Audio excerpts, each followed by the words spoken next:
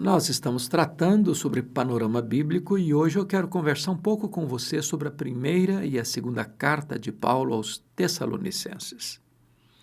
Paulo esteve em Tessalônica na sua segunda viagem missionária, uma cidade muito importante da Macedônia, porque Tessalônica era a capital da Macedônia.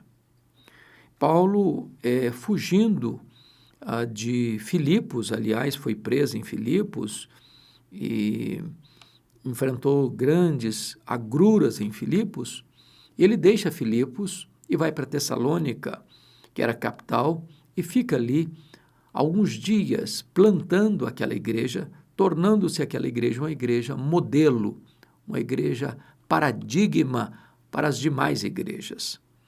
Nesta carta, Paulo escreve de Corinto, quando ele encerra a sua segunda viagem missionária e fica em Corinto 18 meses, de lá ele escreve as duas cartas à igreja de Tessalônica. Esta carta tem um propósito bem claro. As duas cartas tratam prioritariamente da gloriosa doutrina da segunda vinda de Cristo. São as cartas da esperança.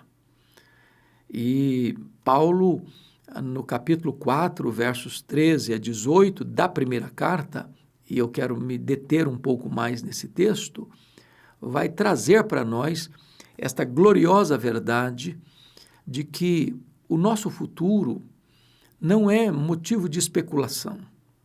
Há muitas pessoas especulando se tem vida depois da morte, como é que será o nosso corpo, onde nós estaremos, se existe aí um lugar onde os mortos vão ficar, se vai ter ressurreição, se Jesus vai voltar mesmo.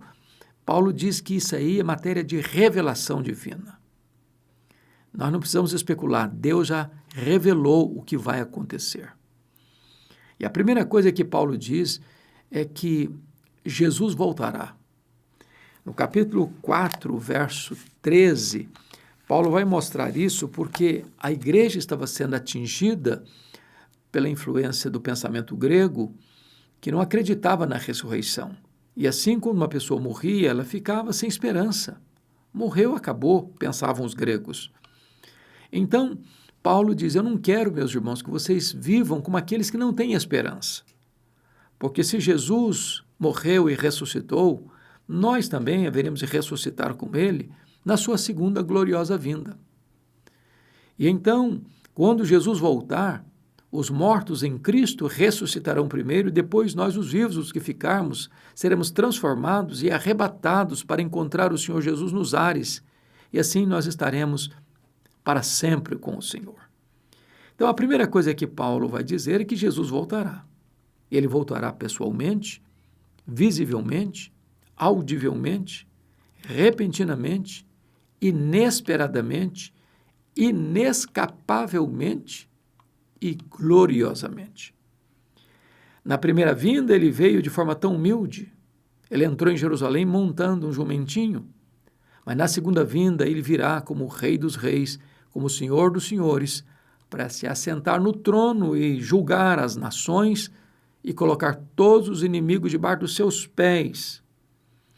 E em seguida, então, imediatamente quando Jesus voltar, vai haver a ressurreição de pios e de ímpios, de salvos e perdidos. Uns ressuscitarão para a ressurreição da vida, outros ressuscitarão para a ressurreição do juízo. Quando o texto diz que os mortos em Cristo ressuscitarão primeiro, não está dizendo que os crentes ressuscitam primeiro e depois, muito tempo depois, os ímpios ressuscitarão. Não. Os mortos em Cristo ressuscitarão primeiro em relação aos que estiverem vivos. Então, todos vão ressuscitar, todos vão ouvir a sua voz e sair dos túmulos. E aqueles que estiverem vivos, quando Jesus voltar, terão o seu corpo transformado e seremos então todos arrebatados para encontrar o Senhor Jesus nos ares e assim estaremos para sempre com o Senhor. Paulo termina esse registro dizendo: consolai-vos uns aos outros com estas palavras. É uma carta de esperança, é uma carta de consolo. Nós não especulamos, nós temos garantia que Jesus voltará e que nós estaremos com Ele para sempre e sempre e sempre.